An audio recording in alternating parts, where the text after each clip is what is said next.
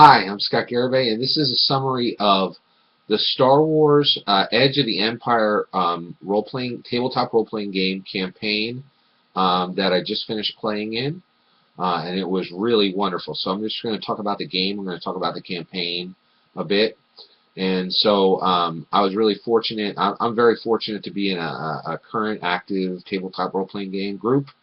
And my daughter plays in this. She's 14, and we have two older guys. I'm two guys over 40, and actually the other guy, he plays with his son, and his son actually ran the game, and he's in college. And then his college-age daughter played in the game as well. So it's a multi-generational game, which is pretty fascinating. Again, one of the wonderful things I love about tabletop role-playing games, how many things span generations the way tabletop role-playing games do. Really, really fantastic. So this was a great game. We got to play the new Star Wars Edge of the Empire role-playing game put out by Fantasy Flight Games. Wow, that they have done a tremendous job with this game. And so one of the things they did was they've broken it up, and they came out with the Scoundrels book first. So they're gonna deliver. They delivered an awesome, like, I think it's 400 pages long. This book is crazy, like 350, 400 page long book, and it's all about scoundrels. So it's all about the Han Solo type smugglers, bounty hunters, Edge of the Empire guys, right? And next is going to be the Rebellion, which is going to be like pilots and princesses and politicians. That should be interesting.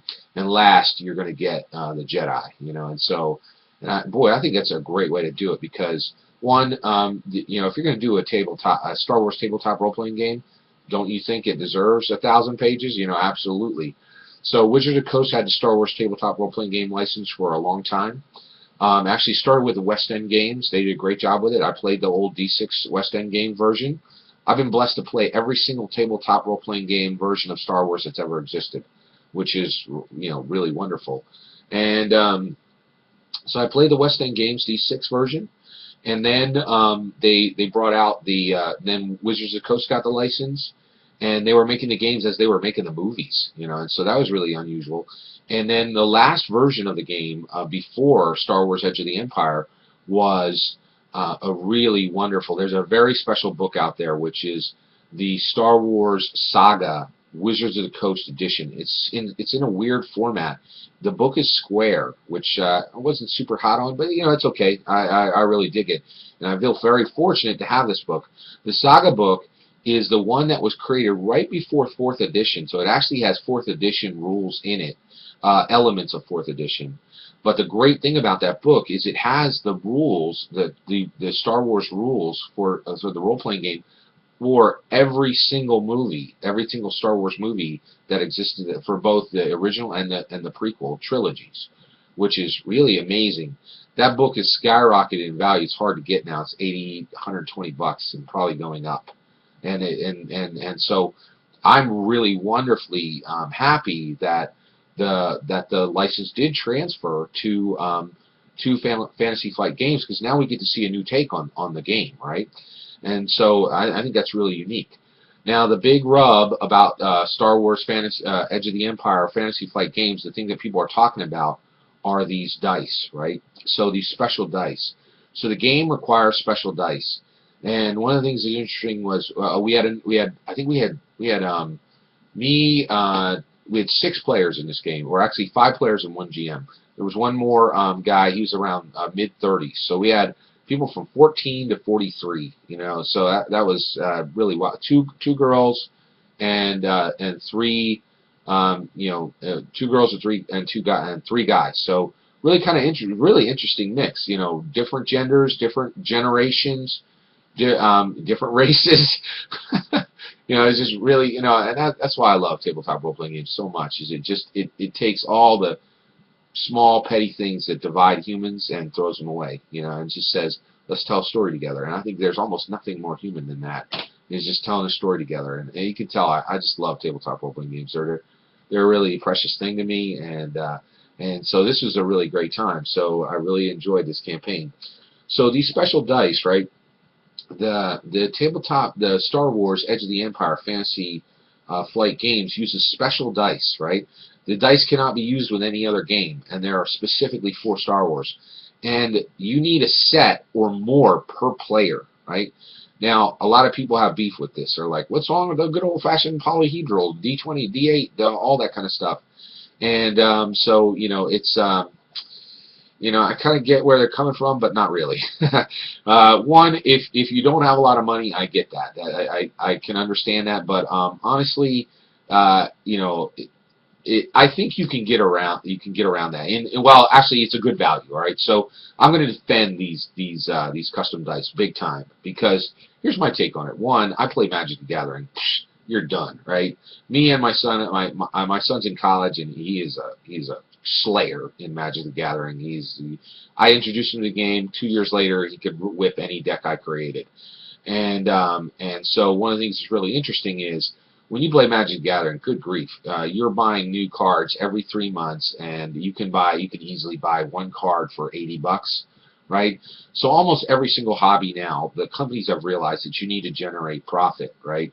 And most of the hottest hobbies right now are collectibles, and especially in the tabletop gaming area, collectible Magic makes a ton of money. So tabletop role-playing games are sold in the same stores. They're sold in the local gaming shop, right?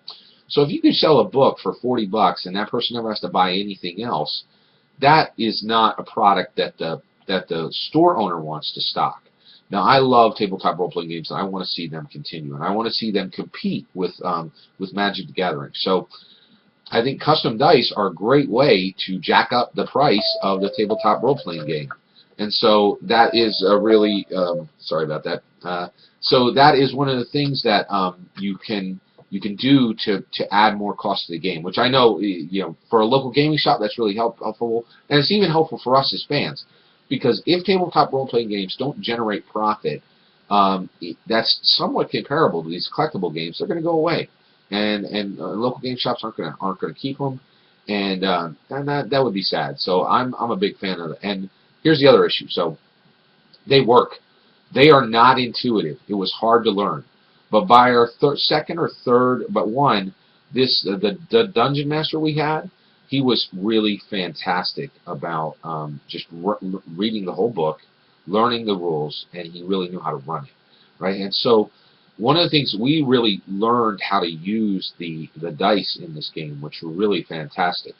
And so, by the third or fourth game, what we realized is you can trigger criticals with extra dice. You can and when you roll, you would build your set of dice. So every time you would roll the dice, it was this epic event where you were building the dice pool, right? Physically picking up those different colored dice and with the different symbols, 4 symbols, and just listen to these symbols: despair and triumph, and fail and advantage and failure, and there were just all these really cool different names, and there were a lot boost dice and setback dice, and there was a force die, and you would roll at the beginning to see if you had dark force or light force. It's really, really wild. Really wonderful aspect of the game. I loved it, and so I love seeing new innovation in tabletop role-playing games. And this was a very natural, organic extension of tabletop role-playing games. A lot of people try to take it digital, which I'm not a big fan of. There's enough digital content out there already. I want tabletop role-playing games to wave the banner of published material, to wave the banner of physical books. I don't want to see physical books go away.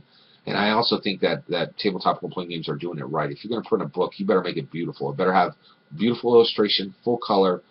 Tabletop role-playing games are leading the way for how books should be published. And nobody should print a black and white book anymore. That is a waste, in my opinion.